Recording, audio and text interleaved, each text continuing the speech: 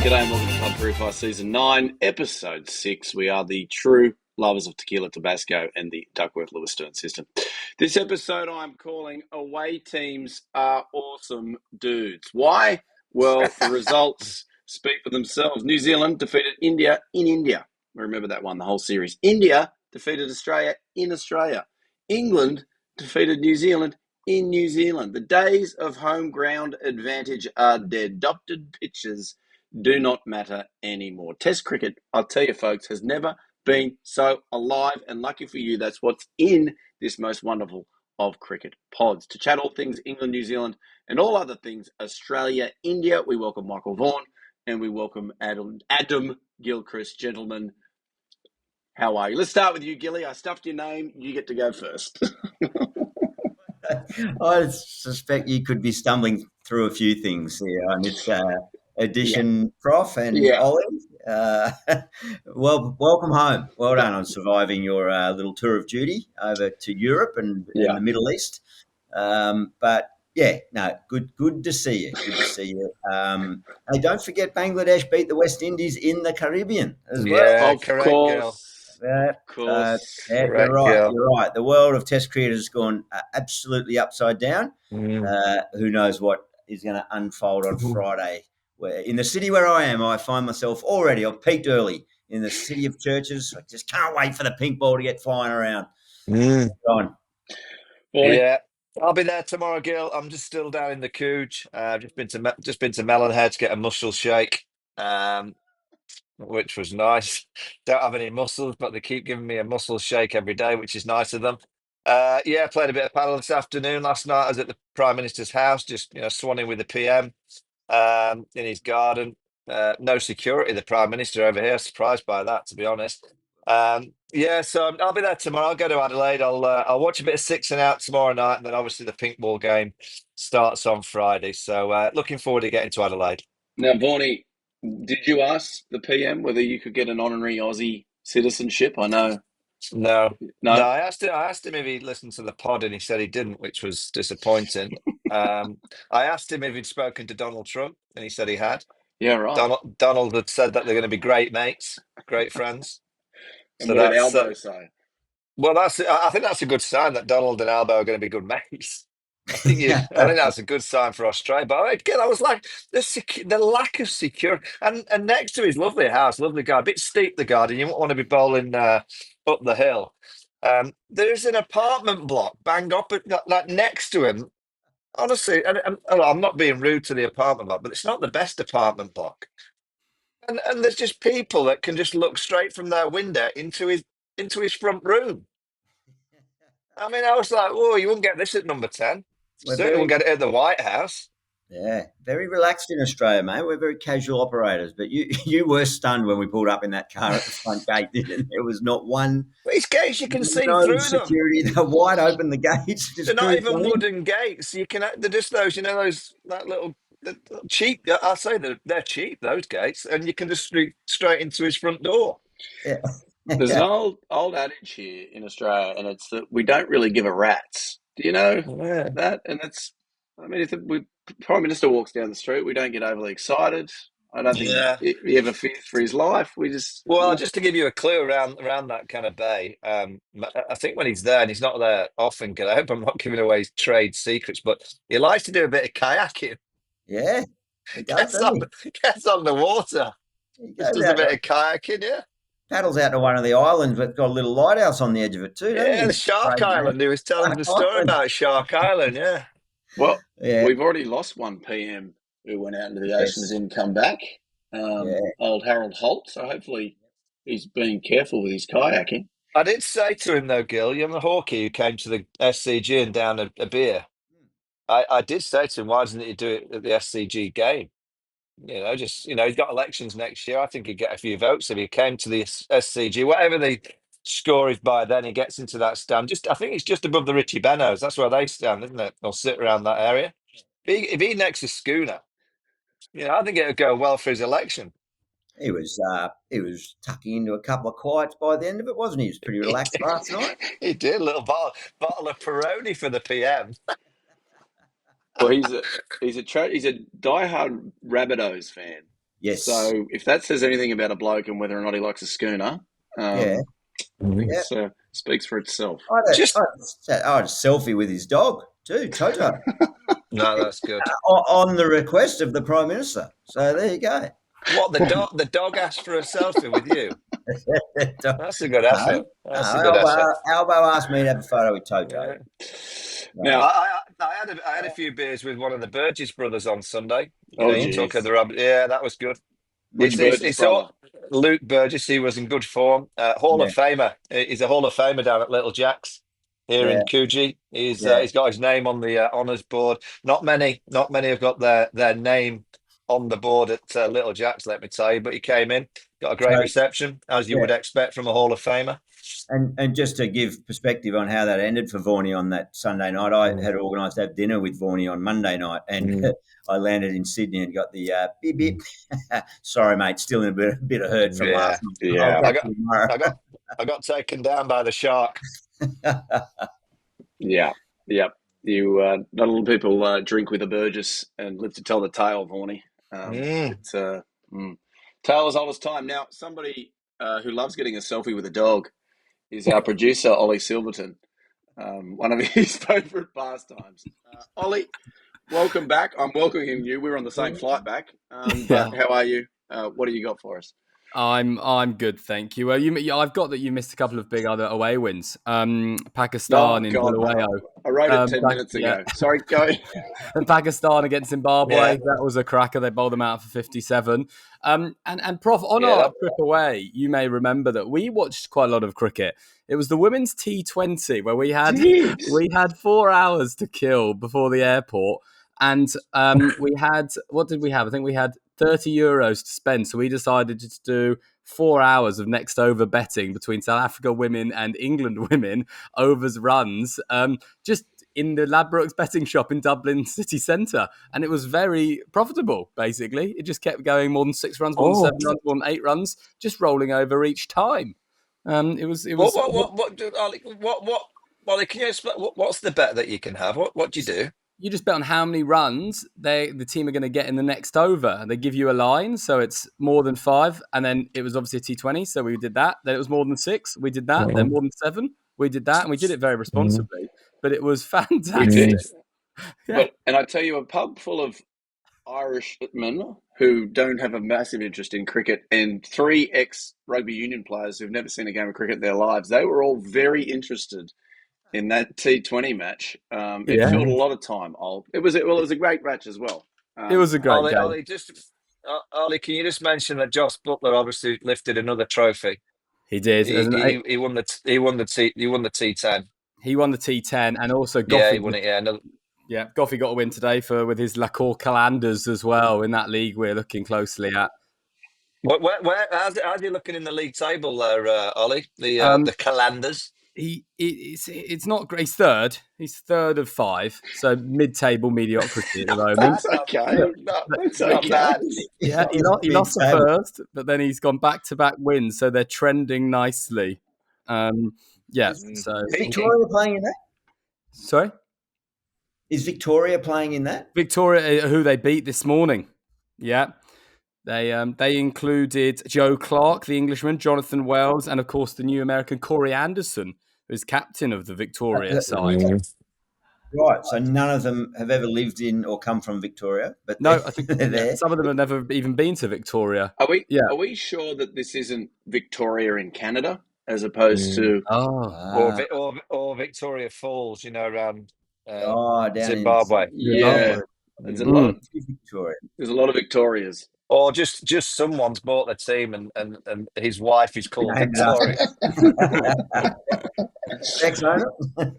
There's every chance. Now, it's time, buddy, for you to, this is our sponsor. This is the big moment. This is when it pays our bills. It is, and that's why I think Gilly's been sent early to Adelaide, because it's Cato time, of course. They obviously, each time they look for a little story, a bit of touring to find out what's going on in each of the cities. It's in anticipation for the Ashes next year. Now, this year it is the final time, That'll be the night test. Obviously, next time Brisbane at the Ashes will be that one. So, Gilly, how do people spend their time in Adelaide? Where do they stay? What should they be getting up to? I want to know because I go tomorrow. And I've got a few things booked in, Morphett Field, bit of golf as well. But how would you do it? What are your memories of Adelaide? Oh, very, very fond memories of Adelaide, the cricket venue. I tell you what wouldn't happen if someone were to book through Cato, Cricket Australia Travel Office. You wouldn't cop the sort of frustratingly, frighteningly bad delays that I copped today at the airport. The travel gods aren't looking fondly on me, are they? I mean, I got stuck in traffic and missed Sorav.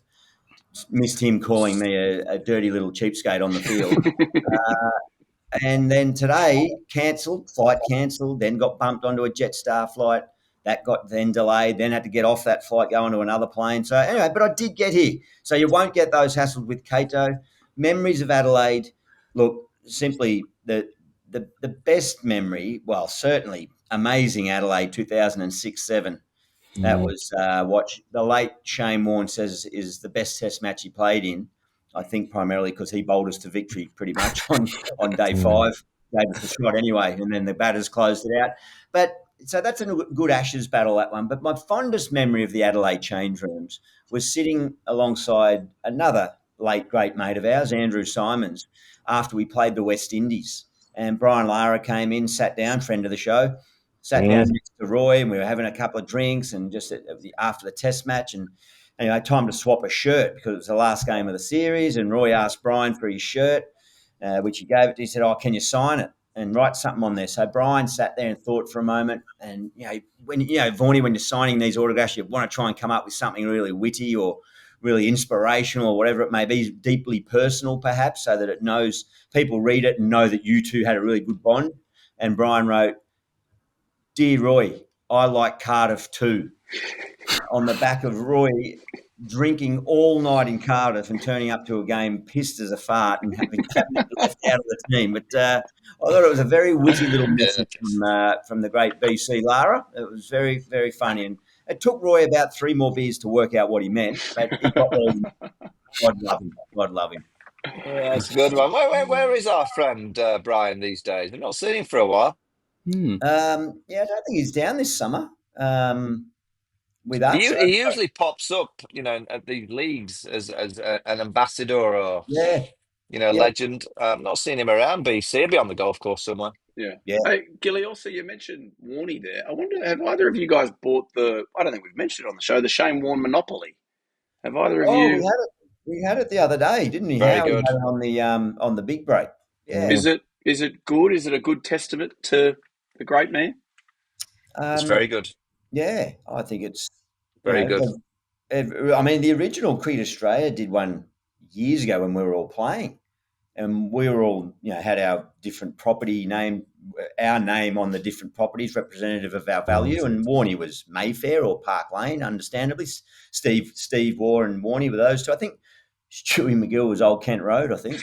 It was really frustrated about that. I think Stewie would take that these days. Yeah. Well, I can't remember where I fit in. It might have been, I don't know, about the 3rd tier down. You're very good. Just on the Monopoly sets, the want for these Monopoly boards, obviously in light of Shane and the Shane Warne legacy, the kind of productions that have been inundated. So there's a little bit of a delay in getting the Monopoly sets out to people. So if anyone's listening and it's not arrived, it's coming. Yeah. I've been told to let everyone know that they are on the way. They've had a huge amount of want for these boards, and it's been more than they had imagined. And I thought, well, it's Shane Warne and people would want his Monopoly board. The pieces are great. When you get your pieces on the go, it really good. There's a golf set. Yeah. There's a pizza. There's a poker hand. Yeah, there's 1 or 2 things that I think they've missed out, to be honest. But yes, Vaughany. Yeah, just 1 or 2 things. There's 1 or 2 little things that happen in the community chest. You have to do certain things, and slightly disappointing that lasagna sandwiches don't get a mention. But there's plenty of mentions for pizza. Any Playboy undies on there? No Playboy runners again. They're a feature of his wardrobe. Hey, and anyone that can do it too, go out and we're talking to Warne and the Legacy. Get your health check. Get your health check this summer. They'll be at the Boxing Day test again as we encroach towards that. So, yeah, shame on Legacy. What a great legacy, but great piece of work that is, continuing on his good work. Absolutely. Ollie, had you finished your component there? Absolutely. Just remind you, cricket.com.au/travel is it's December now, so those domestic travel packages are literally dropping for the Ashes next year. There is interest flying, and also, if you do well, buy some. They keep sponsoring us. They might make a Club Prairie Fire Monopoly board, for all our guests and everything else. Yeah. It's the obvious next thing. Yeah. Yeah. But they've got to be life-size boards, so you can have that's your little piece that you move around the court. Hey, Gil, just on Tequila. I played with the owner of Session. Session. Sesion Tequila. It was a great game of golf Sunday morning. Teed off at 7 a.m. We had a tequila and ginger beer. Oh, yeah? At 8:30. It was a wonderful start to the day. Nice. Nice. Yeah. I played a lot better once I'd had a tequila and ginger beer. It was marvellous. And so, that looked good. So in your foursome, you had one of the co-owners, because I think that Jennifer Hawkins was an original founder of that particular label. Yeah, she's a Playboy model. Yeah, she was Miss World, I think. Miss World, Miss Universe again. Yeah. What's bigger, the world or the universe? I think universe. I think they might be two. Yeah, Tim the owner said it was a flick of the coin of who was going to be the brand ambassador, him or Jennifer. She just obviously won the flick of the coin, right? So she's kind of the face of the brand. Yeah, we've spoken about the perils of losing the toss in the last show, didn't we? But so in that foursome, owner of Session Tequila, I saw Steve Smith. Smithy, good player. Yourself, good player. And who was that muso that was with you? Oh, Guy Sebastian, huge fan. Huge fan. Rocks up. He was there, sang a few songs with him throughout the 18. It was great. Loved it. What's his biggest hits, Vaughany? Yeah. Well, he's big on The Voice. Yeah, but big on The Voice. His hits. Yeah, and he was friends with Ronan Keaton, who's obviously down here doing a bit of broadcasting, and they're good mates. So it was good to play with Ronan's pal. Steve Smith plays beautiful golf off 14. You're going to be a politician one day, Vaughany. That was very good. Well, I started my political career started last night at the PM's house. Of course.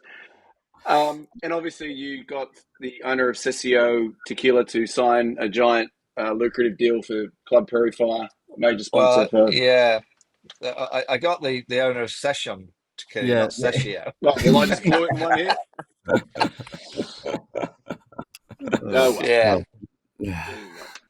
Now, gents, lots to chat about. We might play a little bit of a choose your own adventure, if you don't mind. I'll let you guys direct us. But first and foremost, I do want to get your take on why there is this sudden shift in away teams winning Test match cricket. Because for the life of me, as long as I can remember, it was the reverse. Yeah. Who would like to take a swing at it first? Well, I think England started that. Oh, here we go. Yeah, because they won the first test in Pakistan. Yes. So they started the trend, so everyone else has followed. That is literally the only series that we didn't mention where an away team recently had won. Yeah. That was the only one, obviously, Pakistan coming back. Gilly, any theories? Are people having better techniques preparing before they go away? I know the Aussies now at their big centre in New South Wales have drop-in pitches from all around the world that they can prepare on. Is that happening around the world? Well, it'd be hard pressed. I mean, New Zealand may have done that before they went to India, but that would have required going up to the dairy farm and going in where the cows walk through on the track in the mud in the morning, and then let that dry out, adding on that. So that would have been solid preparation, and they may well have done that. They do like the dairy farms. That's what they do. I'm actually, Vaughany, I remember one picture you put on your Instagram once about your commentary on some of the pictures in the subcontinent. But I think India were a bit naive in trying to produce the dung heap. The rank turner, as they say, they evened it up too much, and New Zealand sort of beat them at their own game. But I think India would be better suited just producing good cricket pitches and backing their skills. England played well, didn't they? Harry Brook's a player. Like we're going to continue to see great results from him in all conditions. Just such a great attitude to it, and he's got the game as well. So he's got the skill set and the mindset to go with it. So that's probably given them the upper hand in that one. And India were brilliant, and Australia were just average in the one here. I can't confess to watching a lot of the Bangla West Indies, but I'll catch that up later on Cato. Very good. Good stuff. Why don't we start with the England New Zealand test? Should we in this choose your own adventure? As you mentioned, yes, they got it done. They won by 8 wickets. England, well, a couple of standouts. As you said, Harry Brook, Ben Stokes was good with the bat, but this young Bryden Cass, can you talk us through him? 10-wicket haul for the first time in a long time for a POM away, and a feat that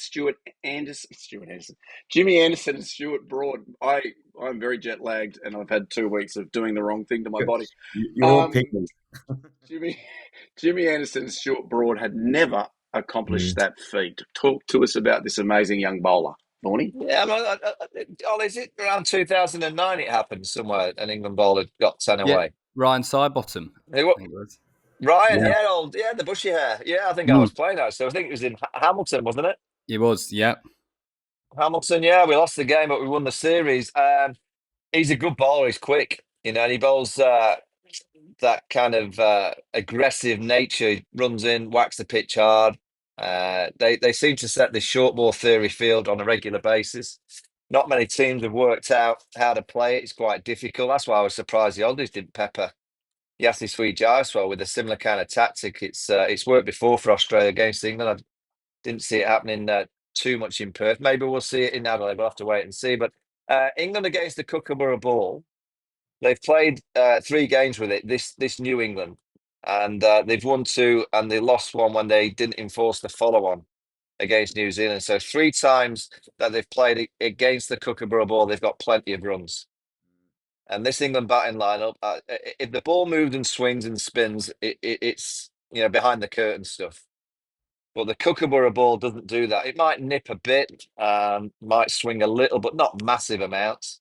And the way that Brook plays, I like Pope in the middle of the innings. I don't like him at 3. I think he's too much of a dasher at 3. When Jamie Smith's back, I'd move Ben Stokes to number 3. 2 reasons. Next year they play India. And I think you're better off having left-handers to face Bumrah's first spell than right-handers, and have right-handers packed in the middle when the ball's a bit older. Plus, you'll play probably Ashwin, and I think Ashwin against left-handers is very, very good. Against right-handers, he's good, but I think you've got more of a chance of the right-handed group. And similar when you play Australia in a year's time, if England have Duckett and Stokes in the top 3, Nathan Lyon might come on a little bit earlier.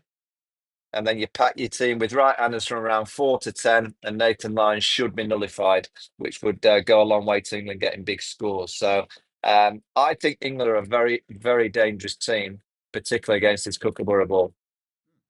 All right. Let's call the series off then next year, eh? It's getting to that stage. I mean, if Australia get wiped again this week, it'll be ringing up Cato Travel and saying just pull all those travel kind of tickets, because what's the point? What's the point in coming? Hey, I like the theory on Ollie Pope not being at number 3 because he's too much of a dasher. But your Jacob Bethel just got the 50 off 37. So that's been filled by the traditional number 3. Yeah, but if you actually watch the way that Jacob played in the first innings, where he faced 29 balls, he only got 10 or 11. Yeah, but he took near on 5 overs out of that new ball, which then when the time that Root he gets out for a globe, England 70 odd for 4, but by the time Pope came in, the ball's a bit older into their second spells, and he dashed quite nice. I mean, the Kiwis didn't catch. I think they dropped about 6 or 7 catches. 8, yeah. 8 went down. That's very unlike New Zealand. So England are very, very good against Kookaburra ball. It's quite exciting. I think you're spot on. Who, if they're all fit, who's your best 3 a year out? I know you named your Well, team. bowlers. Yeah, so you got Archer, Wood, and Well, my team Nuts. next year, it's Crawley, Duckett, Stokes, Root, Brook, Pope, Smith. Then I'm going Bryden Cars, Gus Atkinson, Mark Wood, and it'll be Bashir, number 11. No Joffre. No, not in the first game. I'm going Atkinson and Bryden Cars, Ben Stokes to back them up, and then Mark Wood bowling 95 miles an hour, rockets. If Archer's fit and available, you're not playing him in the first test of an Ashes series. No, I don't know if he will be fit, but at the minute, I think it's a long shot to suggest that he will be fit. If he is, great. We'll kind of think about that nearer the time. But I think Mark Wood will be fit. I think the other two are going to earn the right. I like the way that they bat down the bottom end as well, and I think they'll have earned the right to get that first opportunity. Fair enough. Yeah. Like it. Ollie, do you? Yeah, well, Vaughany's always right. But he did miss one thing about winning the away teams winning. He said about Pakistan. They also, nearly a year ago, 11 months ago, they won the first test in India. So they've really been doing it for ages, England, like they've been setting, doesn't matter what happened after that, they won the first one. They got it done. But the other thing on Bethel, you may have seen this, friend of the show, Ravi Chandran Ashwin, it's called The Professor. Everyone thinks he's one of the great minds. Did you see what he said on his YouTube channel? That Jacob Bethel could be a generational talent. He came out with yesterday. There you go. Ravi Chandran Ashwin. Yeah. Jacob's dad was my captain at club cricket. There you go. Played for Sheffield Collegiate, the same club that Joe Root came through. Richard Kettleborough, the umpire. So we've had a kind of link to Sheffield Collegiate Cricket Club. Myself, Joe Root, Richard Kettleborough, and now Jacob Bethel. It's pretty good. I'm going to try and sidle up next to the Professor. And Ian Bishop played for that club as well, and Kenny Benjamin. Good on him. Well done. What evidence is he basing the generation player on? I'm going to have to find the Professor this week and ask him. I mean, shit, anyone can be a generational player when they haven't really done much to that point. One of the comments was, someone just has to hit 2 big sixes to become a generational talent, was the reply. But quietly, when has he seen him play, really? That was it. 50. No, Ravi Chandran loves the 100, and he always has. He's a huge 100 guy. So we've seen him playing in that. Not many generations to the 100. Not many players have gone. We're only early into the 100, so he's probably a trendsetter in that. No, I'm going to ask the Professor that. Find out. Didn't he he got a 26 or something in first class cricket somewhere else? So apparently it was a very good 26. He's never had 100. No. All right, let's jump around here. Are you guys happy to move on to the 4-day Tabasco? Should we move across? Yep. Obviously, second. I mean, you are in Adelaide, as you said, Gil. Second test starts in 2 days. The pink ball test. We're all very excited about it. There are a few talking points here. Obviously, Hazelwood out. I think I heard today is the third time in 4 seasons that he's injured himself very early in a Aussie cricket summer. Scotty Boland, who Vaughany, I know you're a big fan of his. He'll most likely replace him. That's what we're hearing, although there is also chat around Abbott and Doggett. They've also been mentioned, but it's set up for a great test down there. Can you look out the window for us, Gilly, and just give us a bit of a quick weather report? Yeah. Crystal clear blue skies and stinking hot. It's going to be 38 tomorrow, being Thursday, Wednesday on the day that we record. But believe there might be a little bit of rain around on Friday, perhaps, but then the weekend comes good. Sell out first 2 days, they tell us. Upwards of hoping for 40 again on day 3. So what's down to you in Ollie? Where are you, Ollie? I'm what are you wearing? You're dressing up? Well, I'll just say, do you remember that? I think one of the first episodes was me being sort of gently pushed out at 11 p.m. by the police horses, and you commentating the Barmy Army having some fun in the rain. We'll be in the same spot, just that little grass bank underneath the scoreboard. And actually, on Friday, Mum and Dad are here as well on Friday, so they're going to come on the bunting. The old boy's getting over, is he? He is. My sister's It'll wedding. be lively. my sister's wedding next weekend. So he's in Byron. So he's flown over, just landed today. They're doing some nice, in classic Ashley Silverton fashion, doing a couple of nice wineries. Then Dan went, oh, Robin, I didn't realise there's some cricket on this weekend. Maybe we just pop in there. So yeah, clever. Just a couple of days. Nice. Yeah, just tactical. Well, can we get you doing something at the ground that will get you kind of noticed? Yeah. Can you how many people that you with are England fans? How many have you got? I can convince any of them. Right, so we need you to do this thing England songs all afternoon. Yeah, you should dress as the Barmy Army. Yeah, and just sing England songs and just pretend that the Ashes is on. Yeah. Honestly, one of the guys coming is Walter. He's obsessed with the Johnny Bairstow song.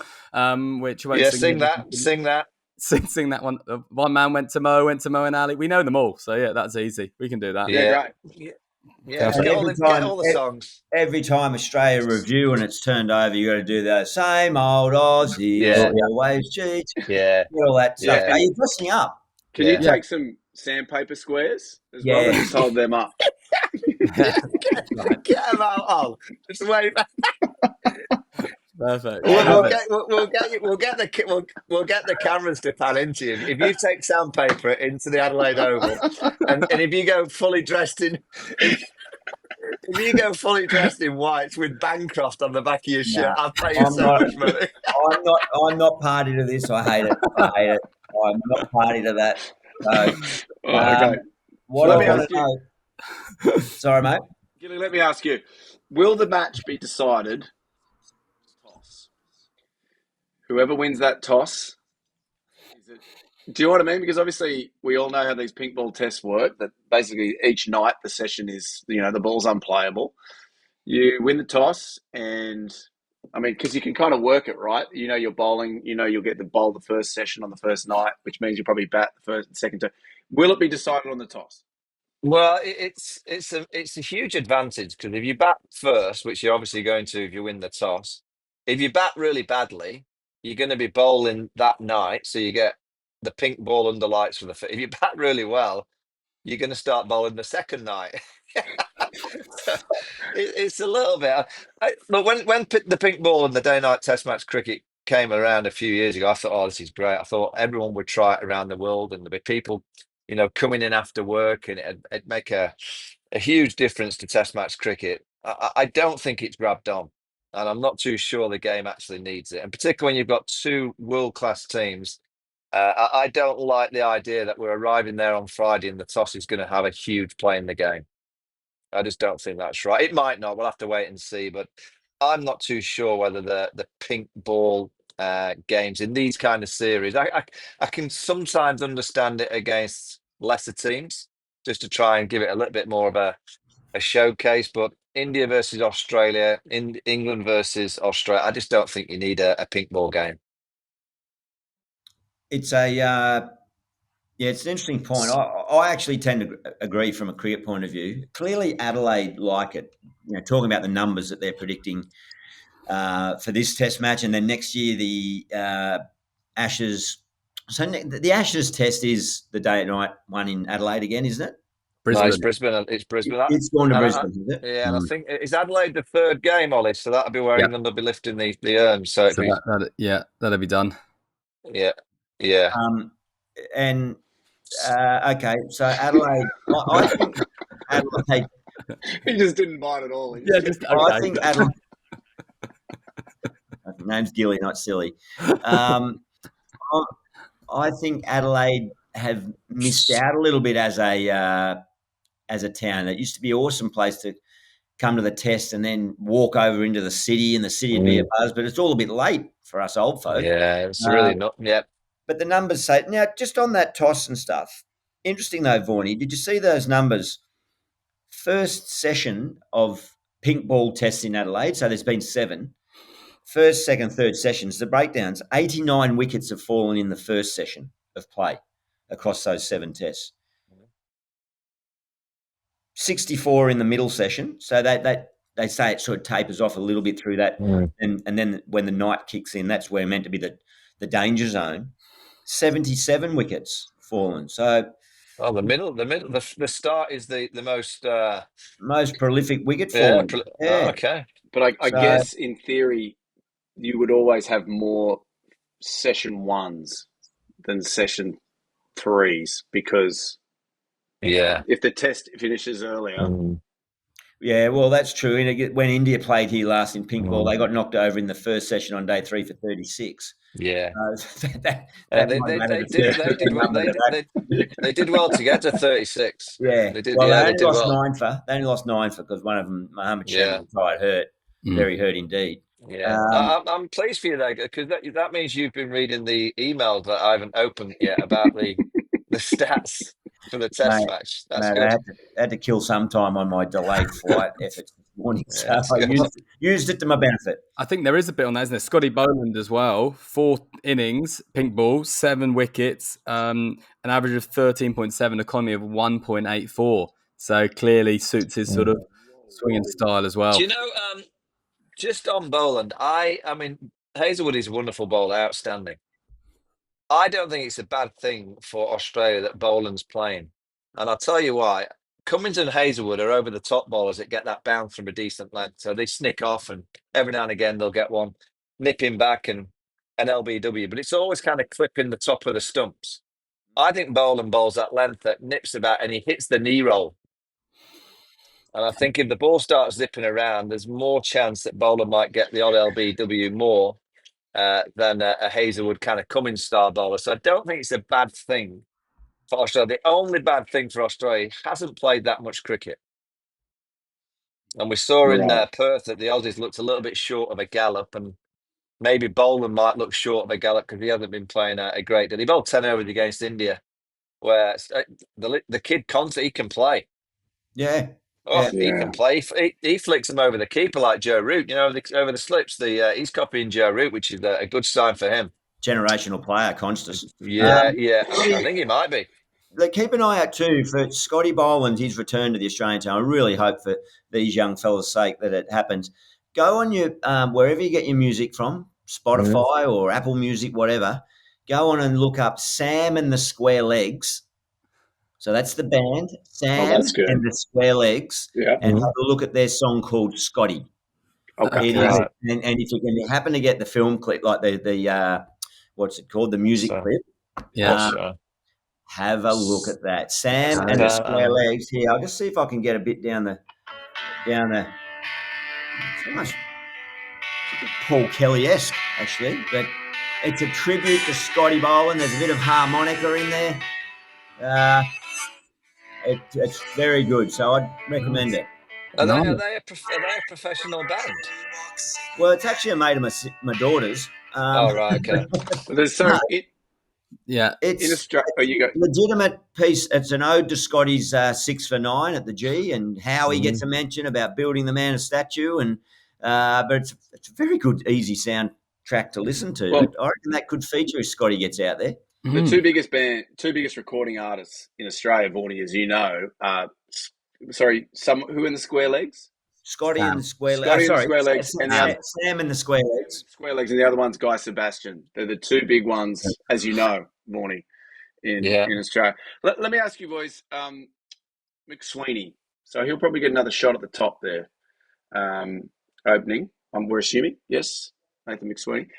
For this poor young kid who gets brought into this test side, first of all, he has to face this Indian attack in Perth, in particular Bumrah, and he doesn't do that well. And now he goes from that, his second test, he's now got Bumrah with a pink ball under lights. It's not overly fair, is it? No, it's a tricky one.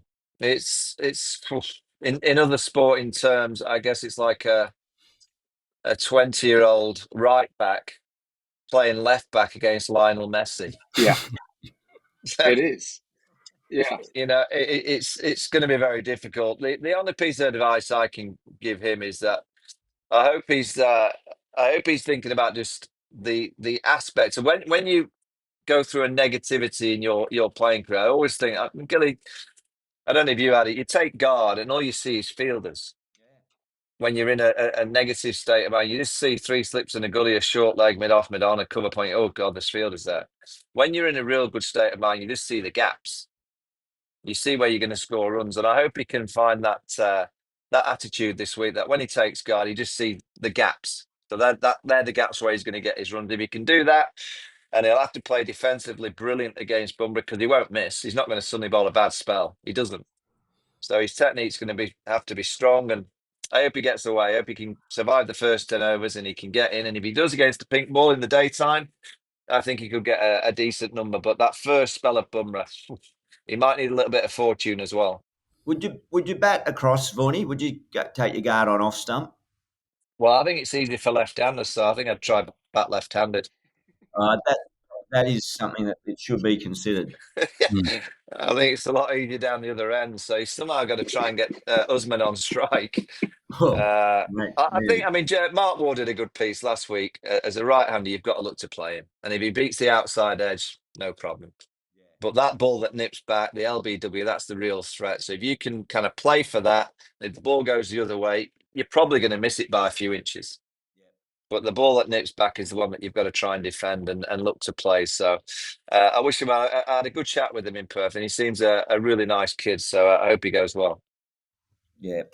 And his dad's a good fella. He was bringing Nando's in every night. Oh, that's buckets of it. Well, bucket and bags. That's a third test match guaranteed. Yeah, he was bringing in a lot of chicken, so he deserves to be in the team. He does indeed. I mean, not just pressure on McSweeney, the whole top Australian order, who hasn't been firing. They go from that difficult Perth test to now again facing this attack, pink ball under lights. Is there a bit of pressure on them, Gilly? Would they be feeling it? Can I just? I mean, again, I don't want to speak out of school, but the PM was worried about top order. Told you. He was worried. What did Albo say for them to do? Well, he didn't really give us a look. He just said, I'm a bit concerned about the top order. He didn't suggest they bat the opposite hand, though. No, he didn't. Look, there's pressure on that. It seems to me like there's a sentiment around like a public feeling or some sort of discourse towards this Australian team where a lot of people are waiting for them to slip up and falter. And there's almost this sense of instant gratification requirement that they need to see action. Maybe it's the perception that they went too long with players before or they've been too calm about everything. But it does seem like there's a hype around all of this. It's not been a great it's one test in the last 9 months, isn't it, that they've played? They weren't super convincing prior to that. But look, I really think Marnus is going to come good. I think the break, if the game was straight away, if it was back-to-back tests, he might have been too scrambled and all of it, that sort of frenzy of activity and commentary around might have been too much. And Bumrah, might have just been too tough of a challenge if it happened straight away. But I think the way he operates, he's got away. Obviously, he's battered his arse off all day, every day probably, but that's the type of player he is, type of cricketer, thinking about it, working through it. I expect he'll come in here really refreshed with confidence. He'll have gone back and looked at old innings. He'll have spoken to the right people. I'm expecting a really good rebound from Marnus, and then that will be the catalyst for others around to build innings. Most solutions to these kind of situations are generally found in a pub. And the shark who I was out drinking with on Sunday, he just said he doesn't quite understand why don't they just twat Bumrah? Why don't they just launch him? Yeah. It makes sense. Why not just whack him? Yeah. I mean, I'll be honest with you. He was probably 8 schooners in, four margaritas, and then he went on to the espresso martinis when the comment came. Right, but he makes a good point. The shark. No, when I was bowling my best stuff under 14s, I then, as I mentioned a few weeks ago to Ganguly, I got hit from Monster 6 and I was never the same bowler. So it could happen to Bumrah. I see. It genuinely could happen. Vaughany, one for you. There's reports coming in. If we look at the India side, Vipan Tiwari on Twitter said Sunil Gavaskar said Rohit Sharma will place Rahul, who will drop to 6. Shubman Gill 3. Paddy Callan Jurel will be dropped. And another change that could happen is Jadeja comes in the place of Sundar. So a few different reports there. I mean, there's some strengthening going on. Are you surprised at all that Australia were the bookies' favourites still for the second test, given what happened in Perth? Yeah, I am, and I think Rowett will bat in the middle. Oh, I think they'll keep the opening combination as was. I mean, Cato played great, so I would think that he'll stay at the top of the order with Yassi Sweet Jaiswal. Shubman will come in at 3. Virat will bat 4, and I think Rowett will come in at 5. And Rishabh will be 6, and then 7 will be maybe Nitish Reddy. And I'd be amazed if Ashwin doesn't play. Ashwin's record in Adelaide is fantastic, so I'd be amazed if he doesn't play. And then obviously the seamers will be pretty much the same. But if that's right, that the Australians are favourites, I'm not sure that the bookies have got that quite right. Well, let's do that. Let's pick what you think the result will be in this test as we move on here. Vaughany, give me a score. I think whoever wins the toss is winning the game. Whoever bats first, I think, is going to win the game. Okay. So you wanted to score, did you? So I just wanted 6. who's going to win? I would want the team and how easily they win. Like if you say, well, India will win by an innings, Whoever bats first, I think, will win by 141 runs. Perfect. Nice. There you go. Gilly, give me a team and how close it's going to be. I think I'll just go more specific. I think Australia are going to win the test. Perfect. That'll do. And that'll be great for the series. Yeah. Yeah, it'd be good for the series. I think they'll fight back. I do. Very, very good. Now, did you have anything else on that series, gents, you wanted to mention, or are you happy to move on? Yeah, move on. It's a bit boring. Fair enough. Look, we're about to get into this trivia, but before we do, we've got some other exciting cricket news here. You stumbled across this. Would you like to, Mr. Siddle? Peter Siddle, 40-year-old, marquee signing, you'd have to say, over in the Big Bash. Yet again, he's going again, Siddle. Is this a big surprise to either of you, or do you see it coming? How old is he? 40? 41? 40. Well, Dan Christian, I know Dan, playing a bit of golf with Dan and been around him. He's desperate to play as well. I think he's a part of the Thunder backroom team, but he's been playing a little bit for the University of Sydney. He got 100 1 week, 4 for the next. I know he wants a gig as well. I'd take Dan Christian in the Big Bash. Yeah. It just shows you that eating sort of 10 to 15 bananas a day, it keeps you young. Is he still doing that? Oh, there you go. Gilly's gone. Is this you announcing? Is this you announcing you're coming out of retirement, Gilly? Was that the announcement video? Might be available. Be a good combo, that and that. Very, very good. We wish. I'm a bit surprised by Sids. Yeah, I'm not sure what they felt they're lacking, but I mean, he might be more a mentor, bowling coach, a bit like what he was doing by the end of the previous couple of franchises where he was. And then if something happens and they need him, it's not bad backup. But yeah, very good. Yeah. And finally, I guess it'd be congratulations to the Renegades who got it done in the WBBL final. Good win. Heard of for a Melbourne side to lift a trophy in terms of short form cricket. So congratulations to them. Yep. And yes, well done. So, Ollie. Yeah. Are you ready to do your quiz? I am indeed, yeah, and it's a slight different one this week. It's sort of questions from things that caught my eye, mainly records on social media this week. So there's a bit of an array from the 2 different test matches, but just a few different records, and it's not just higher or lower. It will be nearest the score and all those things as well. So let me just pull it up here. Okay, number 1. How many scores of 150 plus has Joe Root got in the last 5 years? So this will be closest gets the point.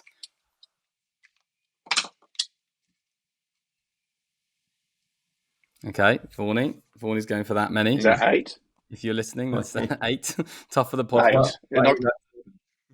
Yeah, not great. Well, I just didn't want Gilly to see. I could see his head was down. So Yeah, nice. That's smart. 8. That's you. 8. well, I've gone for 8, Gil. 150 plus in the last 5 years? Yeah. 7. So it's 9. Incredibly, You're kidding. This stat came about because Brooke got his 4th in the last test, which was the second most. So Root is 5 ahead of the others, which is Jaswell, Labuschagne, Williamson, and Brooke with 4. Wow. Pretty remarkable. Hey, is that right that Brookie's just behind Bradman in terms of his average away from home? He's averaging 86 away from home, isn't he? I think, yeah, 86. He also has more overseas test tons than David Warne. Harry Brooke. There you go. Really? Another generational player. Oh, yeah. He's a generational player. That was there on Ravi Chanwin's probably story as well. Is this a generational podcast? It is. Yeah, It's for all generations. Yeah. So Yeah. perfect. So point for Vaughany. Number 2. Tim Southey sits where in the list of all-time sixes hit in Test cricket? Ooh, he hit a few on his debut against me in Napier. I think he hit 11. Oh, crikey. Oh, wow. I reckon he's about 4th. 5th. Point for Gilly, playing it sensibly. There we go. He is 6th. He only needs 5 more to match Gilly's 100. Quite remarkable. Jeez, at the top, generational. We have Ben Stokes, generational talent at the top, 131. And second place, generational Brendan McCullum, 107. A couple of good Englishmen there, 1 and 2. Converted Englishmen. Yeah. I reckon McCullum started his last test match behind me. You're right. Finished 7 ahead. There you go. Your third, 4th place, Chris Gale. 5th place, Jacques Callis, 98 and 97 respectively. 1-1 in the quiz. Number 3. How many 4th innings test runs did Sachin Tendulkar get in his career? He has just been overtaken by Joe Root, who is now the highest ever run scorer in 4th innings of tests. How many did Sachin? How many runs did Sachin get? I think it's A lot. Yeah, Gilly, it's your time to go first. 2,500. Okay. 2,499. In 60 innings, it was 1,625. So you just got 900 out. And Joe Root surpassed him in 11 less innings, remarkably. And in third place, Alistair Cook and Graham Smith, 1,611. So 2-1. Does that mean that Joe Root? Does that mean that Joe Root's better than Sachin? No, not according to Buff. That's not according, no, because he can't do it in Australia. But that is what some people are saying, allegedly. No comment here. That won't be a social. Another person having a fantastic year is Yashasvi Jaswal. How many more runs does he need to get the most ever in a calendar year for an Indian? So he's obviously got a few more innings. Yeah. Sachin holds the record. And for an Indian, yeah? Yeah, for an Indian in a calendar year. How many more runs does it? I think he needs 204 more. Okay. No, it's more than that. Oh, is it? Yeah, so I'll go 304. 204. Gilly, you went 205, did you? Yeah. Yeah, it's 283 is the answer. That's what he needs to pass. This is exciting. Sachin's 1,562 he got, Sachin. So 1,562. he did, yeah. Well done. And question 2-2. Question 5 was about how many catches did New Zealand drop, but you already got that, Gilly. So I've quickly thought on the spot and I've changed it to KL Rahul tops the list with the most test centuries away from home since 2015. How many is it? As an opener. As an opener. That's an opener. As an opener. How many? For Indians or world? The world. He's got I the most Test centuries away from home in the world since 2015. think it's 7. No, I think it's 4. Vaughany wins. It's 6. Oh, Gilly, you just had to go one lower, like you had the whole way through. no, I was trying to do the bullseye, but He hit 6. He surpassed Squatch's 5. And remarkably, Alistair Cook is in 3rd. And he's been retired for nearly the entire time that has been going with 4. Goodness me. Congratulations, Vaughany, another victory in the quiz. Mate, I've won quite a few recently, you know. Yeah. Season 9 has been very good for you. Yeah, it has a generational quiz player. Generational season. Yes, well, that's it, folks, for the show. Let me do at Club Prairie Fire. That's where you find everything you're looking for. Has anybody got anything else to add before we leave? Gilly, you got anything there, Vaughany? No, I'll just show you my scenery. Just see that. Oh, the Cooge is shining brightly, isn't Oh, it? look at that. Recovered from the rain. Recovered from nice. serious rain. Ooh. Yeah. Yeah, there's been some good downpours. To be fair, I mean, it was Friday night. I went down just to say hello to Paulie, who runs Little Jack's, at 5 o'clock, and the rain came. I didn't get out of there till 9:30. Oh, because the walk up the slope to the Crown Plaza, it's about about 160 yards. Yeah. I wasn't going to walk back in the rain, so I had to stay. That's a shame for you. Oh, well, on that note, there we go. Good sound. I'm going to do a very quick toast. I do have the appropriate Tabasco this time. 3 drops for England's number 3, the generational Jacob Bethel. Jacob Bethel. Cheers, everyone. Long may he prosper. All right, that's it, folks. Come on, Australia. Adios. Thanks for watching. I cannot believe you made the end, but glad you did. Chuck us a like and also subscribe so we can get some sponsors.